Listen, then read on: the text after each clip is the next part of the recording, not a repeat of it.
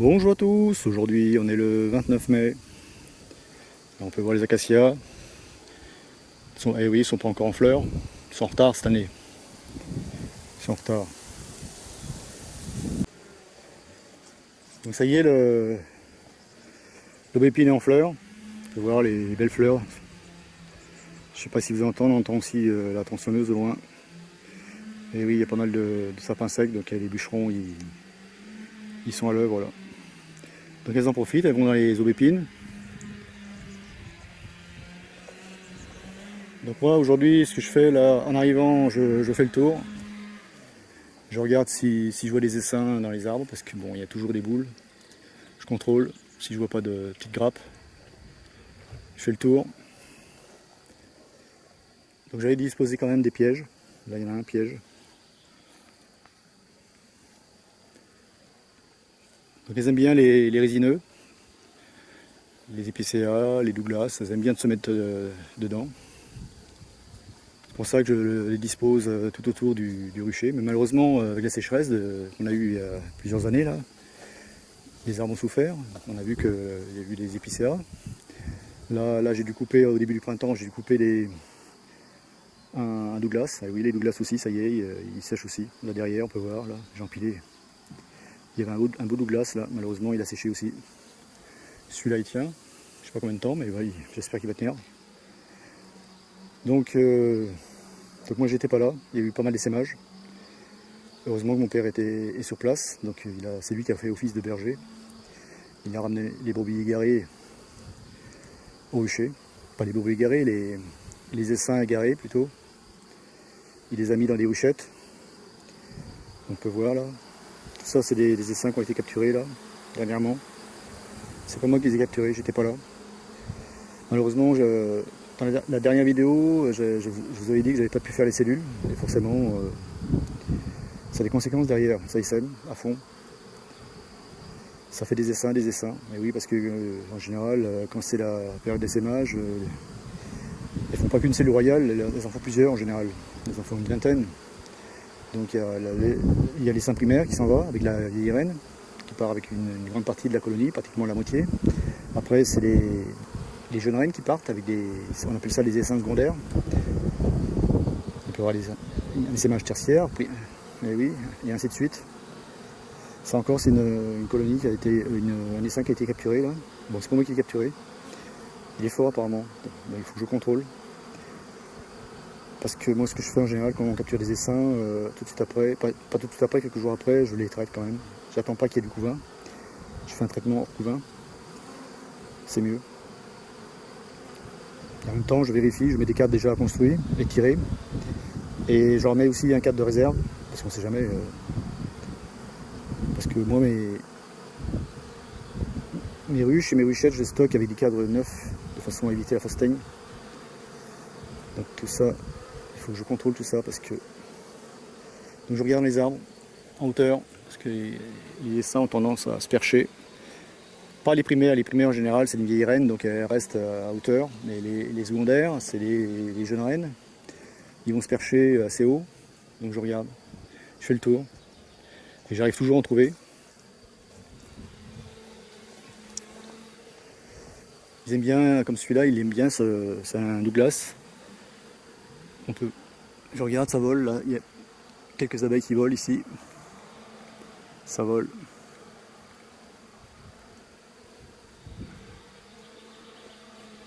Ça peut être une jeune reine. Je regarde, ah là-haut par contre, je vois, en effet, je vois que là-haut il y a une grappe là.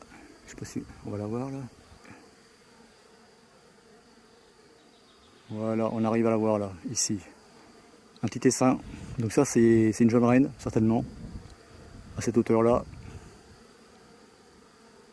Il est là-haut, il s'est perché.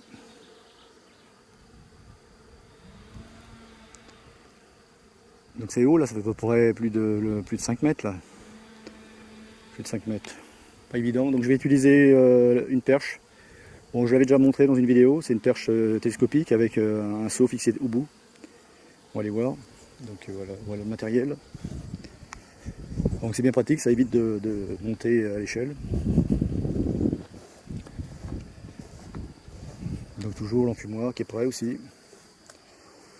Je compte visiter les ruches Essaimé, donc j'ai pris mon seau avec mon matériel aussi, l'enfumoir qui est allumé. Et toujours ma petite caisse. Donc j'utilise aussi un produit pour traiter contre les varrois. Donc je fais ça sur les essaims qui viennent d'être capturés, parce qu'il n'y a pas de couvain, donc c'est le moment. Ma bouteille d'eau, bien sûr il faut boire, je vais la mettre à l'ombre pour pas qu'elle chauffe l'eau. Voilà. Et le seau, donc c'est une perche télescopique et au bout j'ai mis un seau avec un couvercle, le couvercle je peux l'enlever. Voilà. Donc on va voir ça.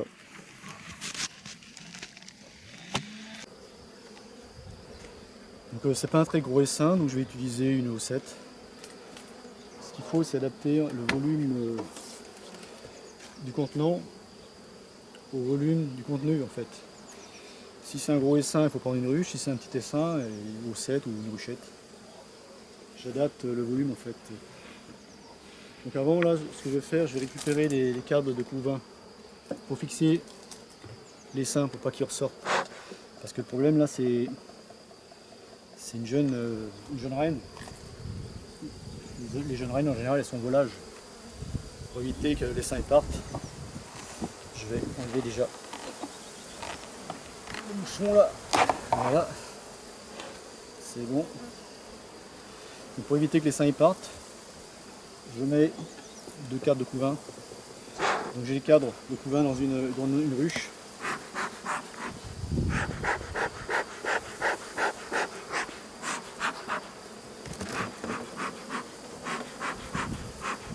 Il y a pas mal d'abeilles.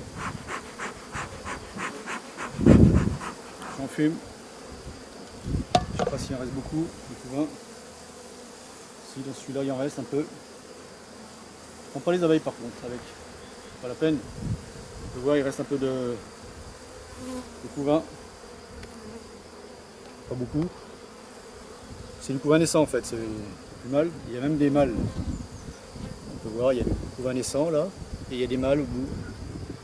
Faire attention de ne pas prendre de cellules royales avec. Ce que je fais, je vais enlever les abeilles. Donc là il n'y a pas de reine. Il y a une grille à reine, donc il n'y a aucun problème.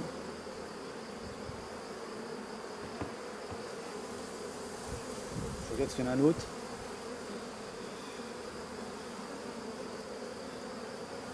Il y en a un autre là. On va prendre 2. Avec 2 ça doit le faire. Donc un deuxième là. Voilà. Pareil, c'est un quart de uniquement avec le couvain. Et du couvain de mâle. Le couvain d'ouvrière, c'est le couvain qui est plat. Et qui est bon, le bombé, c'est le couvain de mâle. On enlève les abeilles toujours. Je regarde s'il n'y a pas de cellule royale. Non, il n'y en a pas. Allez.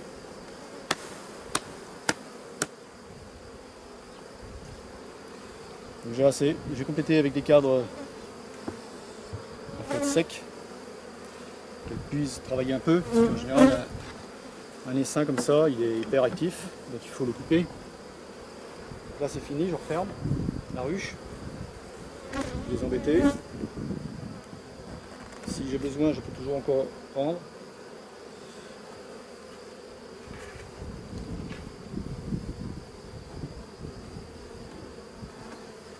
Donc maintenant je m'en vais récolter mon essaim. Pas récolter, cueillir en fait, on dit cueillir un essaim.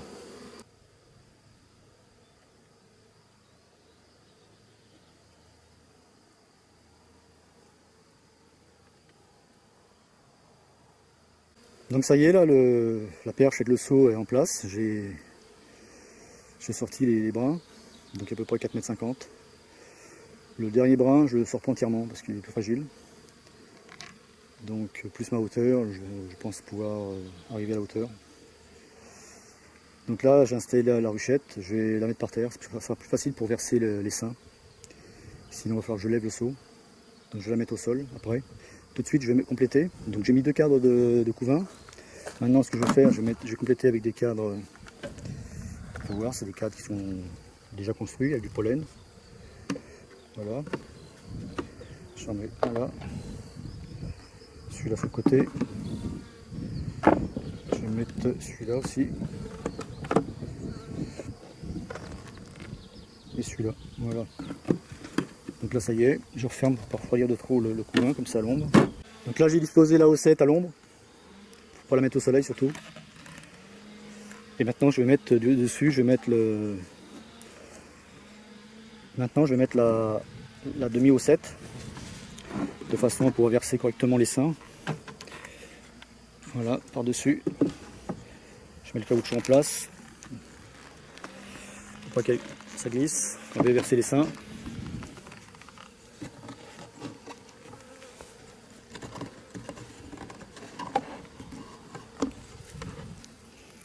Donc voilà, j'ai mis la demi, c'est une sorte de demi-haussette. C'est pas vraiment une haussette parce que c'est pas, ça fait à peu près 10 mm d'épaisseur. Donc j'utilise ces demi-haussettes pour récolter les essaims plus facilement et pour nourrir aussi. Parce que ça, je peux poser directement un cadre de hausse dedans, à plat.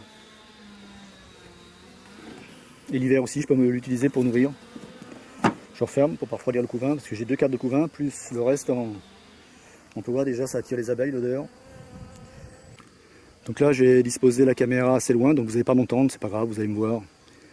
J'ai pas de micro déporté, donc bon, c'est pas grave. Allez, c'est parti.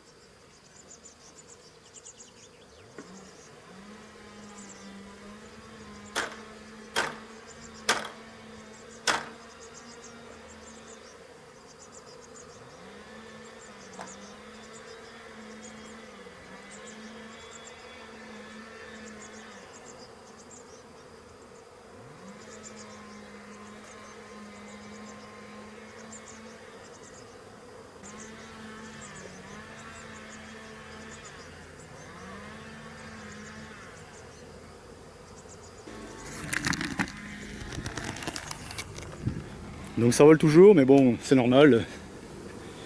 Donc là, ce que je vais faire, je vais couvrir, parce qu'il fait chaud. Je vais ouvrir la petite trappe du dessus pour pouvoir laisser les abeilles rentrer. Je glisse tout doucement, sans écraser l'abeille, délicatement.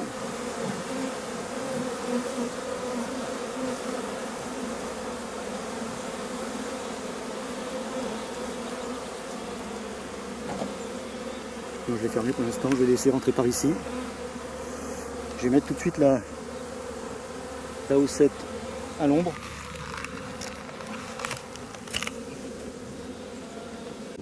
Bon, ça n'a plus l'air de voler apparemment. On voit plus beaucoup d'abeilles là-haut. Bon, il y a toujours donc il y a toujours quelques abeilles, mais bon, elles vont redescendre, je pense. À la haussette, ça sort pas pour l'instant, elle rentre.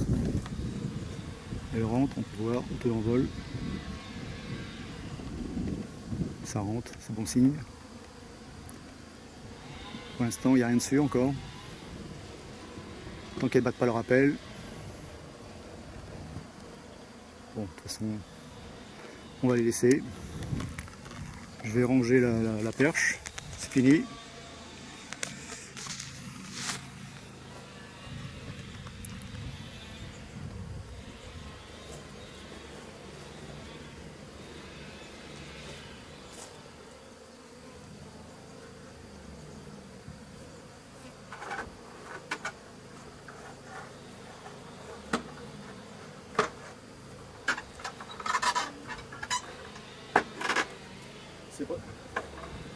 C'est vraiment pratique quand même une perche, ça évite d'utiliser une échelle et c'est surtout moins dangereux surtout. Bon, c'est une simple perche télescopique avec un seau. J'avais fait une vidéo de la perche télescopique. Bon, je vais pas faire de la pub mais c'est Bahco, Bahco c'est du bon matériel. Donc en plié elle fait 2 mètres et déplié elle fait 5 mètres. Voilà. Si on arrive à voir.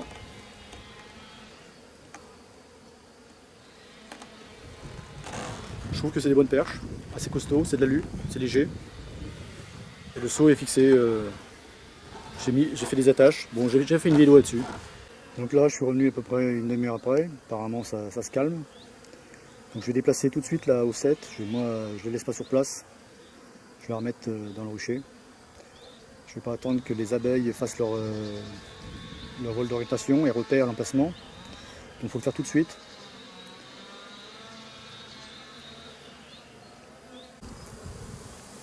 Donc ça y est, j'ai installé la houssette en place dans le rucher. Donc moi j'attends pas, je ne mets pas en câble et ça, c'est pas la peine, je le mets directement en place. J'ai attendu à peu près une heure au total que toutes les abeilles rentrent dans la houssette. On peut la voir là, entre les ruchettes là. Donc maintenant je vais certainement poser une houssette de plus dessus. Elles vont me faire des cartes de couvain. Voilà. J'aurais pu directement mettre cet essaim là dans une petite ruchette 5 cadres. Ils sont là, ils sont avec le couvain. J'avais mis 2 cartes de couvain.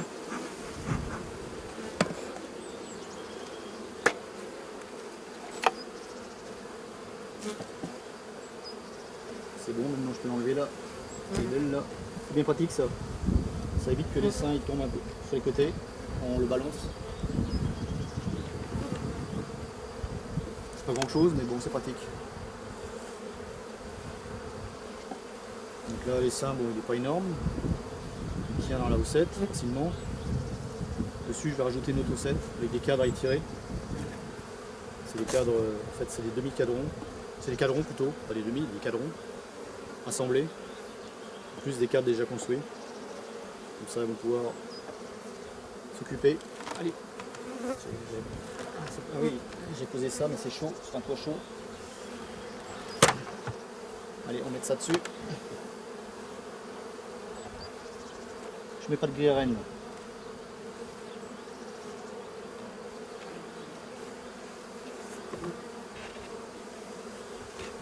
Je mets l'élastique. Là, elles sont un peu serrées, les ruchettes, c'est normal. Mais bon, ça va avancer. Ça ira mieux plus tard. Voilà. En place. Comme ça, elles ont plus de place, elles peuvent travailler, construire. Allez, je referme. Donc là, il y a des cadrons que j'ai formés en cadre de hausse. Des cadres déjà étirés. Voilà. Donc là, je vais contrôler un essaim qui a été capturé il y a 3 jours. C'est un gros essaim. Bon, il doit y avoir plusieurs essaims qui se sont groupés, ça arrive. Alors, ce que je vais faire aujourd'hui là sur cet essaim là, cette colonie plutôt, maintenant elle est installée. On va faire la différence entre un essaim et une colonie. Une colonie en fait elle est installée et un essaim il est en attente de s'installer dans une ruche ou un tronc d'arbre. Il n'y a pas de couvain. Donc c'est l'essaim, il y a la reine et un paquet d'abeilles. Tandis que la colonie elle est installée elle, il y a du couvain et elle est fixe. Voilà. Donc c'est pas moi qui l'ai récupéré malheureusement, j'étais pas là, c'était dans la semaine. Donc là je vais traiter. C'est le meilleur moment pour traiter parce qu'il n'y a pas encore de couvain. Donc ça en fait c'est pas qu'une seule colonie, il y a plusieurs. En général quand ça essaime comme ça dès l'instant qu'il fait beau, ce qui va se passer c'est que il y en a plusieurs qui vont essaimer et en fait c'est la reine qui a la formule la plus forte qui va attirer les autres.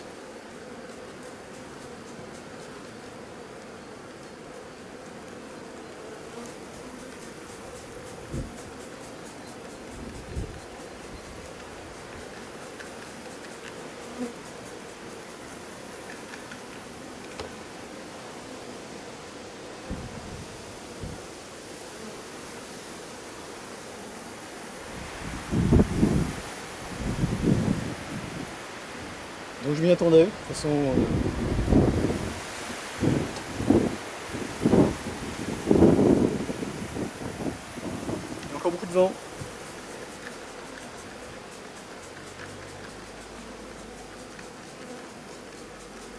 Donc je pulvérise les cadres comme ça, les abeilles dessus.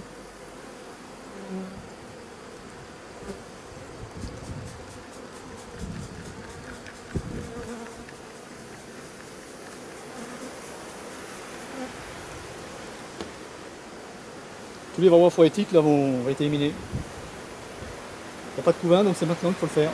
Je fais ça aussi en fin d'été, quand les colonies sont hors couvain, ça varie.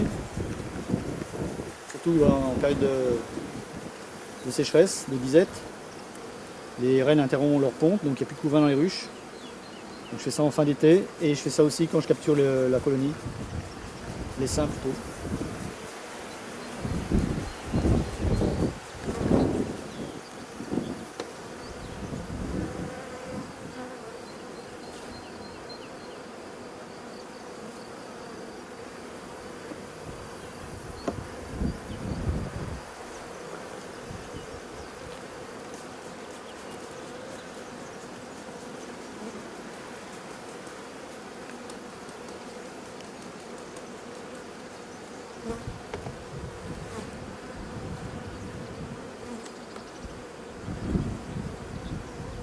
On voit bien déjà, elles ont bien étiré. Tout ça c'était des. En fait c'était des cadres tout neufs. Elles ont entièrement étiré les alvéoles là.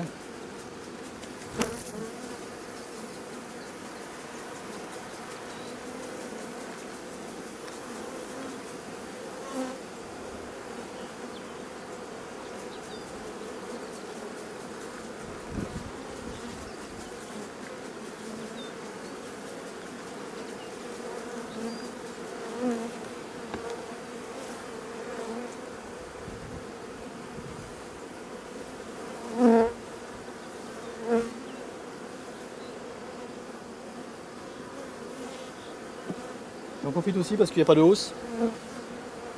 Donc c'est le moment idéal.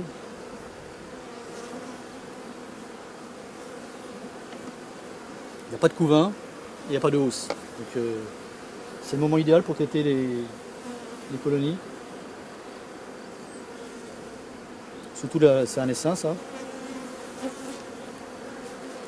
Donc là ça va détruire tous les varrois phorétiques qui sont sur les abeilles. Parce que là, étant donné qu'il y a la reine, il n'y a pas de couvain, là, que la reine commence seulement à pondre, elles n'ont pas eu le temps encore d'operculer le couvain, donc elles n'ont pas emprisonné les varrois dans le couvain pour l'instant. Parce que l'acide oxalique est efficace uniquement sur les varrois phorétiques. Ceux qui sont emprisonnés dans le couvain, c'est fini, ils ne vont pas être détruits ceux-là. Donc c'est pour ça qu'on traite à l'acide oxalique hors couvain. Parce que là, je vais secouer. Mais avant de le secouer, je vais traiter les abeilles.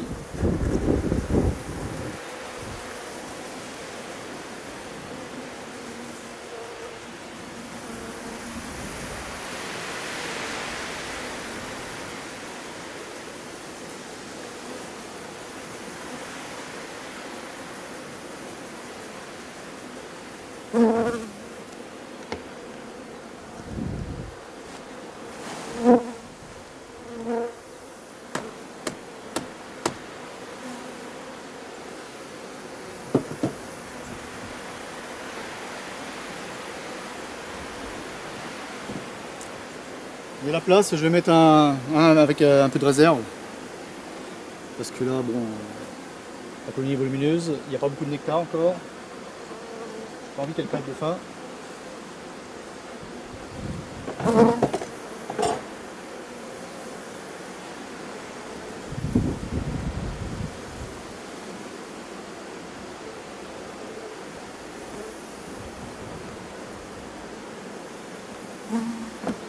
Voilà. Allez, fini.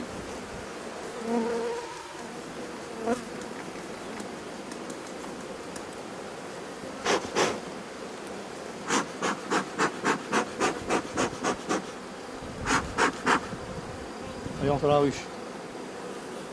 Fini.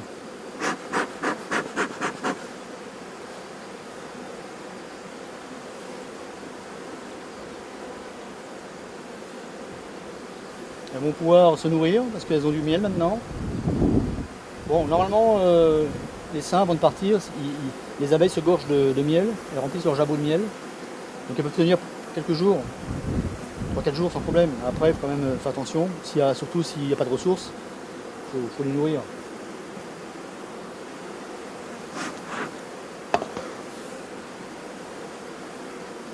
D'où l'importance d'avoir conservé les cadres de miel. Ou alors sinon, il faut nourrir au sirop. faut pas hésiter. Remettre le nourrisseur et nourrir au sirop. Là c'est bon, je fais attention pour écraser l'abeille. Donc là j'ai mis un cadre de miel, j'ai traité contre le varroa. C'est nickel là. Allez c'est parti, je continue.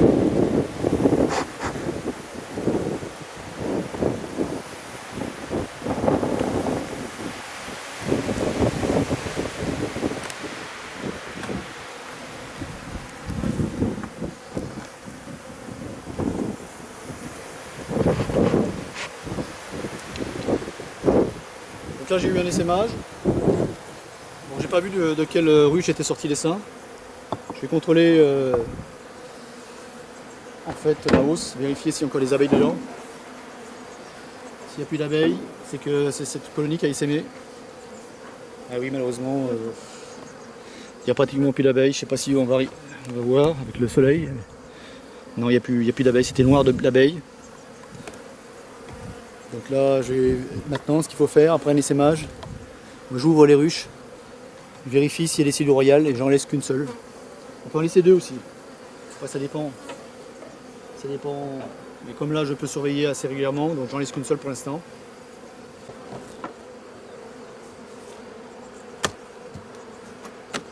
Bon, il y a un peu de miel dedans, mais bon, pas grand chose. C'est léger.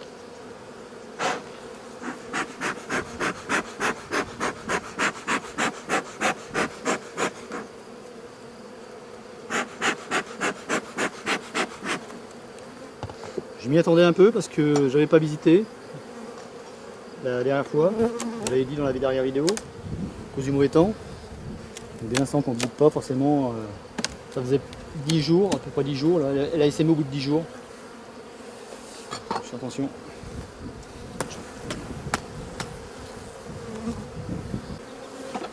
Donc là je vais vérifier les cellules quand même, parce que je voudrais pas qu'elle essaime plusieurs fois.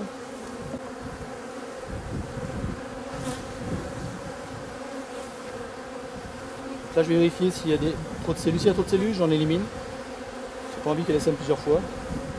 Une fois c'est très bien. Ça dégraisse. Donc là déjà il y en a deux là. Je sais pas si on va les voir. Il y a deux cellules là, donc j'élimine ça. Il y a des lagets dedans, elles sont pas fermées encore. Voilà, je les casse.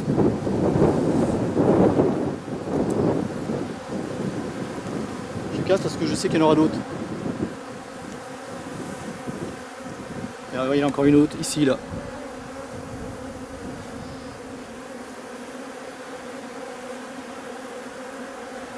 Elles en font plein. Elles les font autour du cadre, tout autour. Même des fois ça peut arriver au milieu. Mais en général c'est autour.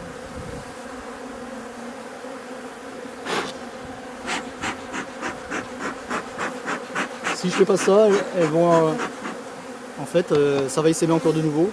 Donc on aura un essaim secondaire, même tertiaire.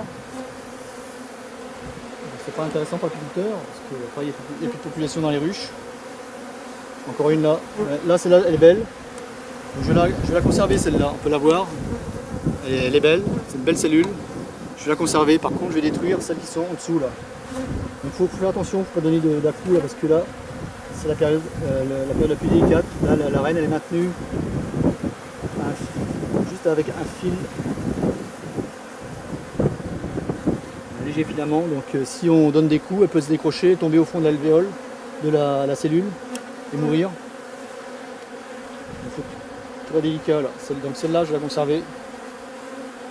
Là j'enlève, je vois que sur la paroi il y a pas mal de construction, je gratte. Celui-là, fais attention, je remets délicatement. Voilà. Je donne pas de secousse. Et le cadre est déjà marqué celui-là. Donc je le laisse, je sais qu'il est marqué, je sais où il y a la cellule. Donc tous les autres, je vais pouvoir les détruire. Toutes les autres cellules, je vais pouvoir les éliminer. Parce que sinon, ça va essaimer plusieurs fois.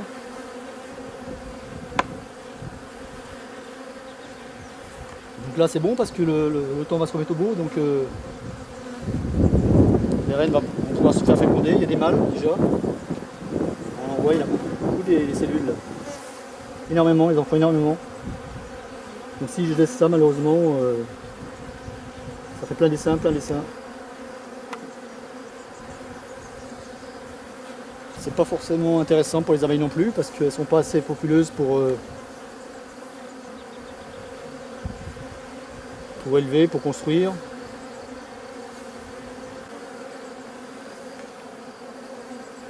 Il faudra quand même surveiller. Donc là je fais attention quand j'en mets le cadre, je ne colle pas. Je le mets en biais et après je l'emmène délicatement, voilà, comme ça. Surtout pas, il faut surtout pas toucher la cellule qu'on veut conserver. Si on l'abîme, après c'est foutu, la ruche devient bourdonneuse après. Ah oui, parce qu'après il n'y a plus de reines. Et comme elles n'ont plus la possibilité d'élever une nouvelle reine, elle va devenir bourdonneuse, c'est-à-dire qu'il y a des abeilles qui vont prendre leur lait, qui vont pondre, des abeilles pondeuses. Étant donné que les abeilles pondeuses ne sont pas fécondées par des mâles, celle-là aussi elle est belle. Elle est bien au milieu. Pas de cellule. Ah si, une cellule, une belle là en bas. Pas l'oublier. Rien tellement, on peut en oublier, ça arrive, mais malheureusement si on oublie, la colonie va s'aimer. Ça, c'est clair. Là aussi j'en ai. Là aussi.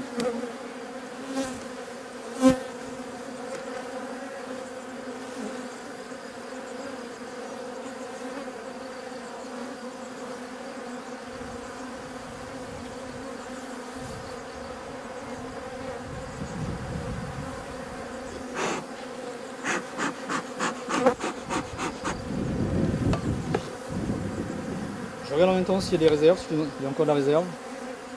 Il n'y a pas de problème. De toute façon, je m'inquiète pas trop parce que dans la ruche, dans la hausse, il y avait du miel. Au niveau pollen, ça commence à être limite. Encore une là. On en voit encore une. J'enlève.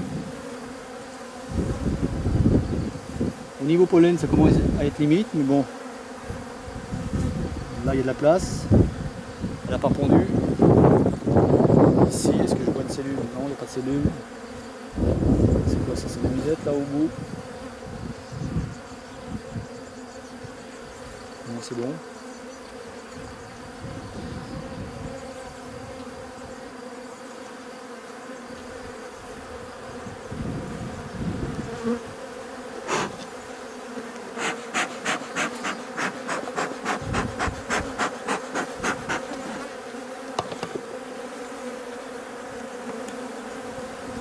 Donc là, celle-là, je ne peux pas la traiter à l'acide oxalique parce qu'il y a une hausse. Et en plus, il y a du couvain. Donc les varrois qui sont emprisonnés dans le couvain, là, ils ne seront pas éliminés par l'acide oxalique. C'est un cadre à mâle. Donc les cadres à mâle, ils sont emmerdants parce qu'elles les construisent, mais elles laissent des espaces, des fois. Ils ne construisent pas entièrement. Voilà, une cellule.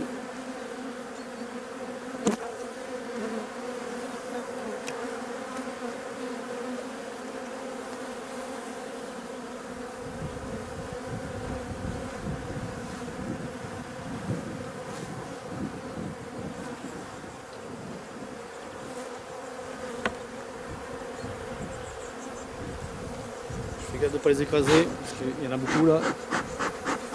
Pourtant c'est une ruche qui est essaimée.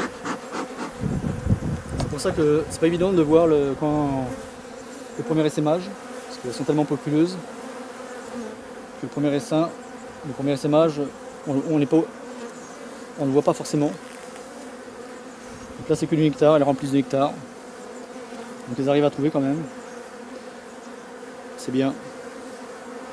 Donc elles ont suffisamment plus la hausse, donc il n'y a pas besoin de les nourrir celles-là. Donc je laisse ça en rive. Le cadre de réserve toujours en rive. Ça, ce cadre est mâle, je le mets après. Et entre, je vais mettre le cadre que j'ai prélevé au départ, là. Celui-là. Là, il y avait une cellule, là, je vais enlever, c'est bon. Il n'y en a pas d'autre, je vérifie quand même une deuxième fois. Non, il n'y a pas d'autres cellules, c'est bon, je remets tout de suite. Délicatement toujours. Donc là, dans cette ruche-là, j'ai conservé une seule cellule. Donc ça à suivre, au mois de juin, il faudra que je suive, je vérifie si la nouvelle reine a pris sa ponte, a bien pris sa ponte. C'est important. Sinon, si on ne vérifie pas, il y a un risque que la ruche devienne bourdonneuse. bien les caves en place. Bon là je vais lui laisser sa hausse quand même parce qu'elle est encore assez populeuse. Et en plus dans la hausse il y a du miel donc elle va pouvoir se nourrir.